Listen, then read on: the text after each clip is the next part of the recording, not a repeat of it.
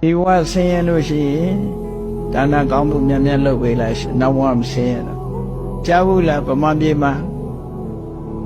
နမရောမေနုအမရပူရမှာနမရောမေနုကကိုးပဲလေဆရာတော်ဥပုပ်ဆိုတာကြားဘူးလေ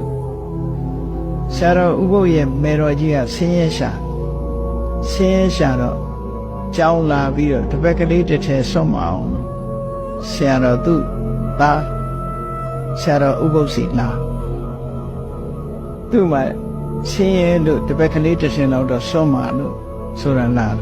တက္ကမကြီးကပခုံးပေါ်မှာတပည့်အနွမ်းကလေးပါလာအဲ့တော့ဆရာတော်ဥပုပ်စီသွားတဲ့အခါကျဆရာတော်ဥပုပ်ကအဲ့ဒီတပည့်အစုပ်ကလေးအနွမ်းလေးကိုလှူခံလိုက်တယ်တပည့်အစ်စ်မပေးဘူးအဲ့ဒါကိုလှူခံလိုက်တယ်ဘာကြောင့်လို့ဆိုလှူမှချမ်းသာပါလေယူတာမချမ်းသာဘူးလေဒါကြောင့်လို့ဒါနကောင်းမှုလုပ်ခိုင်းလိုက်တဲ့သဘောပဲဒါ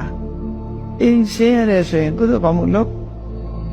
ကိုစားရတဲ့တမင်တို့ရှော့စားလိုက်တန်ဃာတစ်ပါးကြွလာဆွန်းလောင်းလိုက်တရား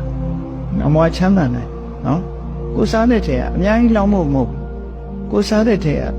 ဆွန်းတမင်မကန်တဲ့ကဟင်းတစ်ခွက်လေးဒီနေ့ရှော့စားလိုက်နောင်းလိုက်ဝတ်သားတို့နှစ်တုံးရှိရင်ကိုယ့်အတွက်တစ်တုံးချမ်းသာတန်ဃာအတွက်တစ်တုံးလောင်းလိုက်ဒါဌာနကောင်းမှုလုပ်လိုက်တာပဲကုသိုလ်ဖြစ်သွားတာကိုစားတဲ့တဲ့တခုဖွဲ့ပေးလိုက်တယ်ဆိုတော့တန်ဃာမှလောင်းရတော့မဟုတ်ကိုအမေကိုကျွေးလိုက်မယ်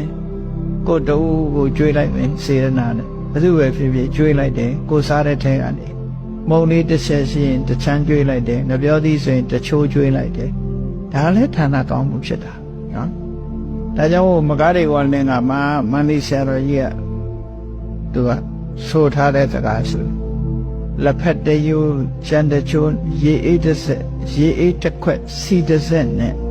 လက်ဖက်တယူကျန်တချိုးမြဒါနဟုစီရကောင်းမှုချိုးစားပြုလို့